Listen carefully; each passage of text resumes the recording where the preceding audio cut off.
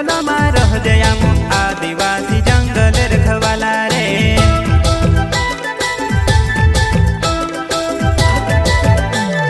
चल जंगल जमीन काज पूजे रे आदिवासी दुनिया ने रखवाला रे।